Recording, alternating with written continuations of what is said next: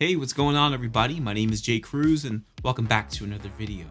In today's video, we're going to discuss a topic that could be somewhat controversial in the guitar world, specifically in the world of gear demos and gear reviews here on YouTube, and that is clean sound versus dirty sound.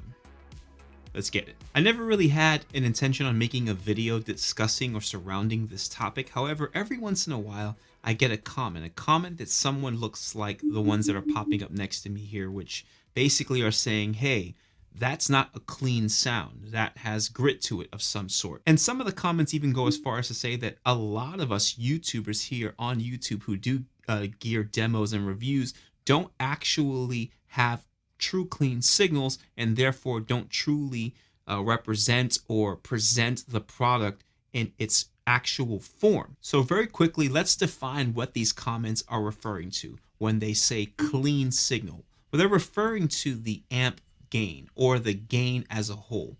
So when I say I'm playing clean, meaning without the product that I'm demoing or reviewing on, essentially what that means is that pedal isn't on and my signal that I'm presenting to you is clean. The reason we as YouTubers and demo reviewers do that is because we want to set a base reality of what our sound sounds like, and then we want to show you how that product affects our sound. So now that we have that defined, I want to discuss my personal approach because I can't truly be a representative of all of the guitar players here on YouTube. Let's start off by acknowledging the products themselves. Though you'll hear me say that a video is sponsored, you may even see the promotional stamp there in the beginning of the video that YouTube automatically puts on those videos because you have to disclose when a video is sponsored.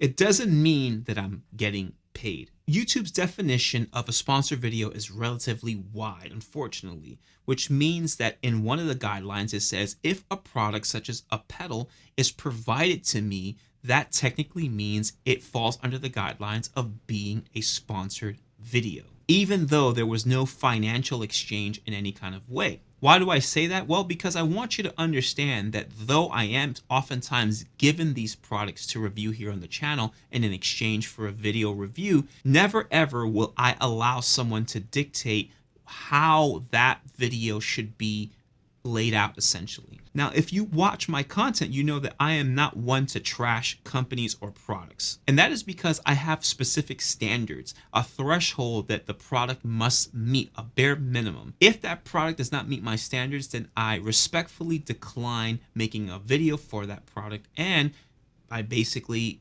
offer up my own money to send back the product. Then you should know that that also means that I will make the video according to how I see fit. So clearly that also means how I would initially start the video and what my clean signal would be. So first I want to quickly let you hear what my clean signal would be normally. Right now it's probably more pushed in terms of drive than it's been in a very long time. So here's my clean sound.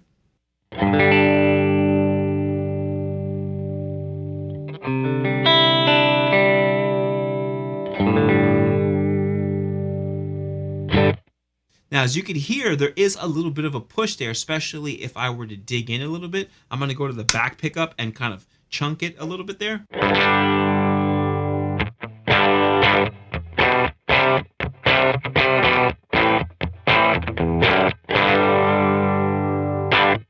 Now, that is my definition of basically edge of breakup. Therefore, it is respectable if someone listening to this says, well, then that's not pure clean. And I wouldn't necessarily disagree with you. I think you're somewhat right about that. It's not pure clean. And that's because I don't really think that a lot of pedals, specifically overdrive pedals, sound good on true clean platforms. To me, a lot of times what some people want to hear is that almost ampless clean. I guess it would be something like this.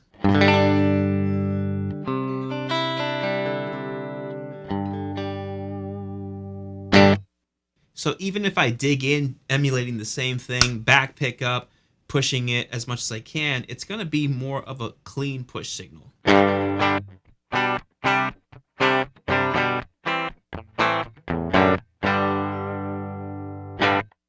The problem is when you start incorporating overdrives to those types of sounds, you start to break up in a digital way and not so much a true pushed way, meaning it sounds like sometimes overdrives that are not going into a true amp, such as this.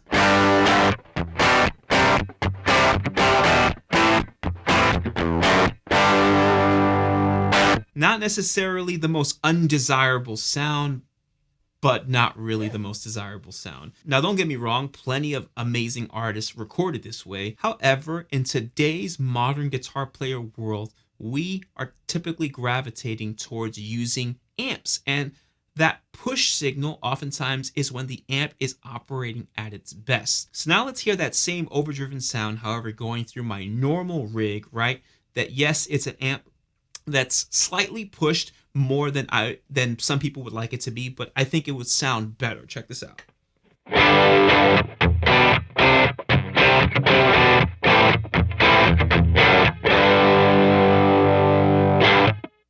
In my opinion, giving you true context into how this pedal could sound like. Now, of course, those two signals are exaggerated, right? This is an amp sound, and what you were hearing before was me going directly, like guitar directly into my DAW. And that's not realistic, but that is the approach. In fact, a lot of like the Roland amps sound that way. I've played through a lot of this stuff, and those amps are not very known for taking pedals as well. Not that they can't take pedals, but they don't take them as well as other products in the market.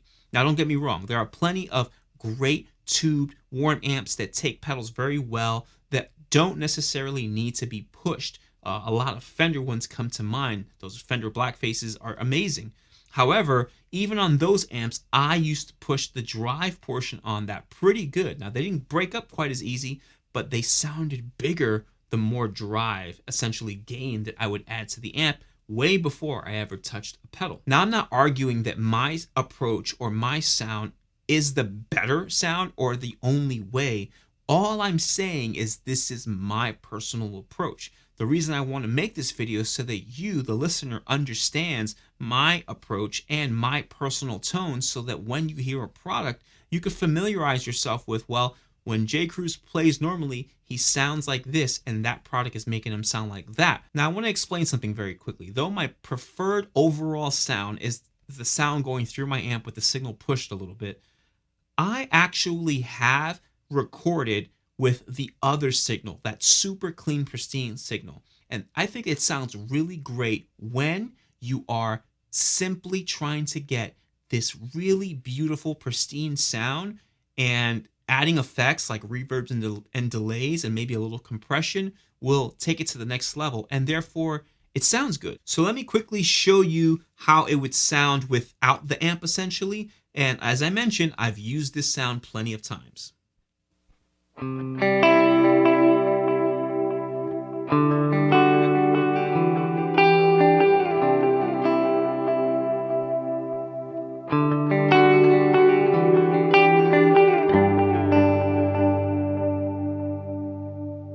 Now let's hear that same signal, but going through my normal amp.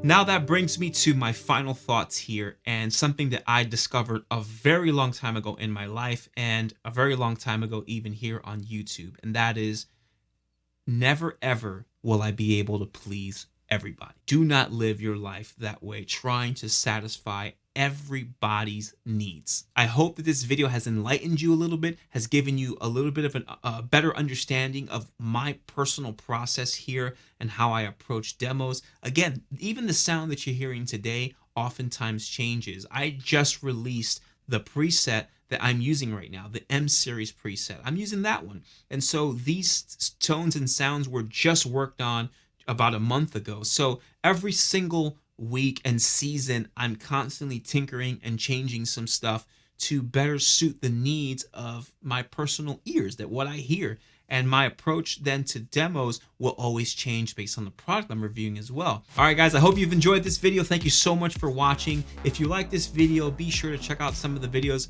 that are popping up alongside of me. Subscribe to the channel, and thank you so much for watching. Until next week.